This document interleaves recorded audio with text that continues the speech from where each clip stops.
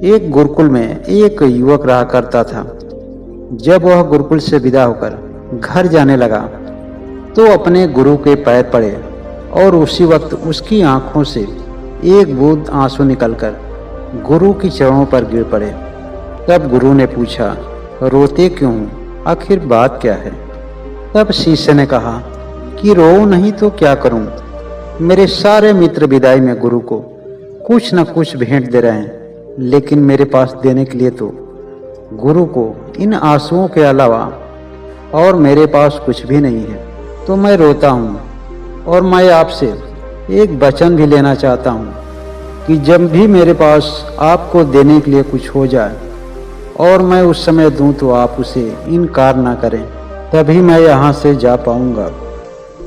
क्योंकि मैं एक बहुत ही निर्धन परिवार का हूँ। मेरे माता पिता बहुत ही गरीब हैं और मेरे पास इस वक्त जो भी कुछ है सब आप ही का दिया हुआ है। आपने मुझे भोजन दिया, आपने मुझे वस्त्र दिया और आप ही ने मुझे अस्त्र भी दिया, और मेरे पास खुद का कुछ भी नहीं जो मैं आपको दे सकूं।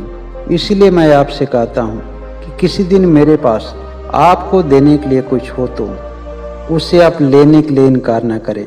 केवल इतना भर वचन मुझे दे दीजिए। तब गुरु ने कहा, आंसुओं से बड़ी कोई भेंट नहीं और प्रेम से बड़ा कोई सम्मान नहीं।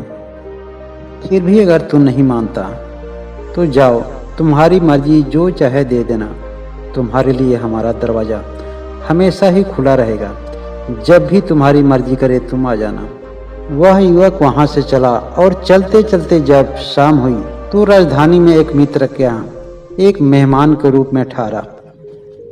उस मित्र ने उसकी बहुत ही आवभगत की, लेकिन उस युवक के मन में बहुत ही बेचैनी थी, अंदर से बहुत ही परेशान था। जब उसके मित्र ने उसे बेचैन होकर करवटें बदलते देखा तो उसने पूछा कि हे मित्र, तुम इतने परेशान क्यों लग रहे हो? अगर तुम्हारे पास कोई उलझन है तो हमें बताओ, शायद उसका निदान हमारे पास हो। तब वह युवक कहता है, हाँ मित्र, मैं वास्तव में बहुत ही परेशान हूँ और मेरी बेचैनी और मेरी परेशानी का बस एक ही कारण है कि मेरे गुरु ने मुझे बहुत कुछ दिया, लेकिन जब मैं वहाँ से चलने लगा तो भेंट स्वरूप उनको मैं कुछ भी नहीं दे पाया। अगर मेरे पास 5 स्वर्ण मुद्राएं भी होती तो मैं उनके चरणों में जरूर भेंट करता।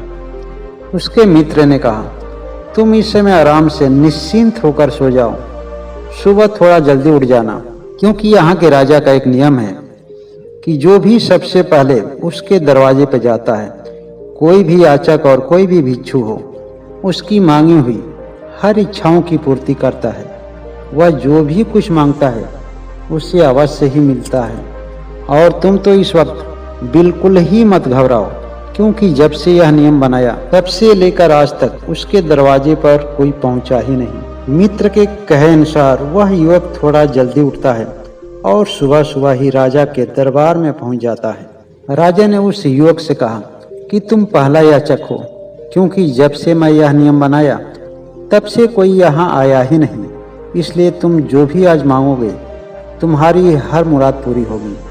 राजा कितनी सी बात सुनते ही उस युवक के मन में जहाँ 5 स्वर्ण मुद्राएं थी वहाँ 5000 असरफियों का ख्याल आने लगा।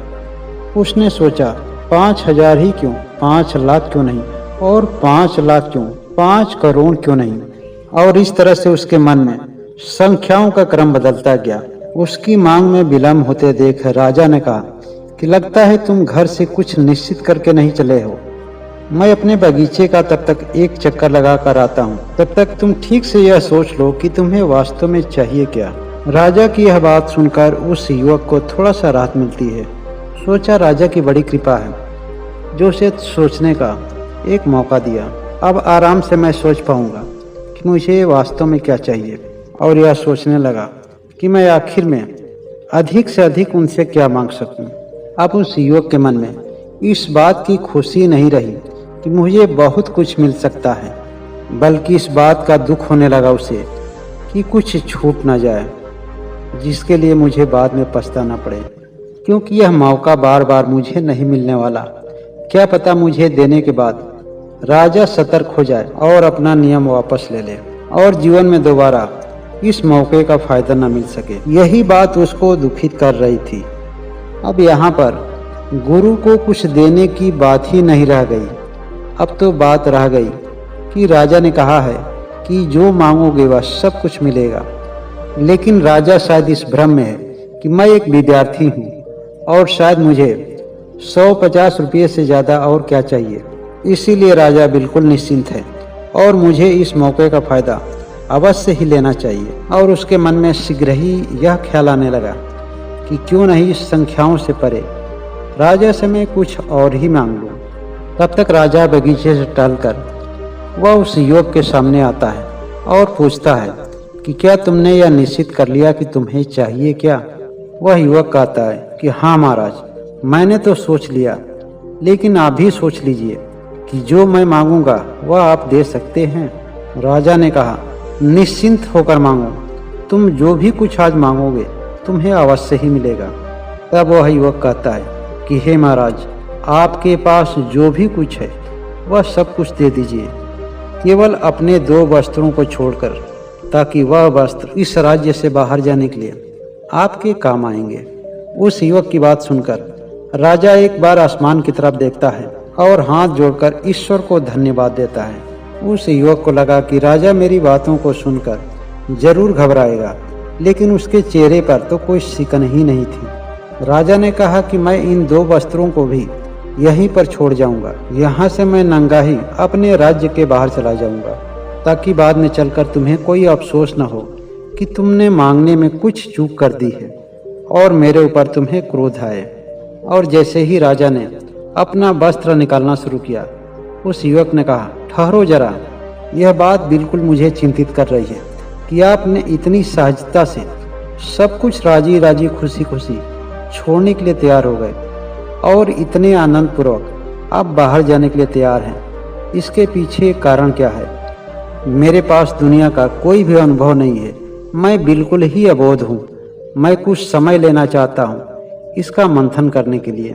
जब आपसे मैंने सब कुछ मांग लिया तो इसके लिए आप ऊपर वाले को धन्यवाद दे रहे हैं, और निश्चित रूप से इन सभी चीज़ों में आपको कुछ भी नहीं मिला होगा, तभी तो राजी खुशी से अपनी सारी संपदा आप मुझे देने के लिए तैयार हैं। युवक ने राजा से कहा कि आपकी पूरी उम्र ढल गई, आपके चेहरे पर झुर्रियाँ आ गई और इतनी संपदा, इतनी खुशियाँ और इतने सहज तरीके से मुझे सौंपकर आपके चेहरे पर इतनी खुशी दिख रही है।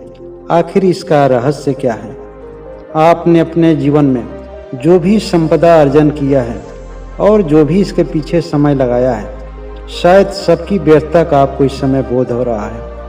और आपके लिए जब ये सारी चीज़ें व्यर्थ हैं तो मेरे लिए उपयोगी कैसे हुई? अब मैं आपकी तरह अपना समय व्यर्थ क्यों करूं? मुझे कुछ और चाहिए और वह शायद कहीं और मिलेगा। अब मुझे लगता है कि इससे भी मूल्यवान कोई चीज़ है जिसकी मुझे तलाश करनी चाहिए। उसने राजा से कहा कि आप एक चक्कर अपने बगीचे का लगाकर मुझे थोड़ा सा समय दें ताकि मैं अपना मंथन कर सकूं। राजा ने कहा कि सोचोगे तो मुश्किल में पड़ जाओगे, क्योंकि हर सोचने वाले मुश्किल में पड़ ही जाते हैं और तुम्हारे पास तो पूरा जीवन पड़ा है। तुम सोचते रहना। सोचने के लिए मैंने भी तो पूरा जीवन अपना समय लगाया है। अभी इतनी जल्दी क्या है? संभालो इस पूरे राज्य को ताकि जल्दी से मैं यहाँ से जाऊँ। लेकिन युवक राजा की बात से राजी नहीं हो सका और राजा को अपने बगीचे का चक्कर लगाने के लिए उन्हें जाना ही पड़ा। राजा जब अपने बगीचे का चक्कर लगाकर आते हैं तो जिस बात का उन्हें डर था वही हुआ, और वह युवक अब वहाँ से जा चुका था। अब उसे 5 स्वर्ण मुद्रा की भी जरूरत न रही, क्योंकि वह युवक सब कुछ निरीक्षण कर चुका था।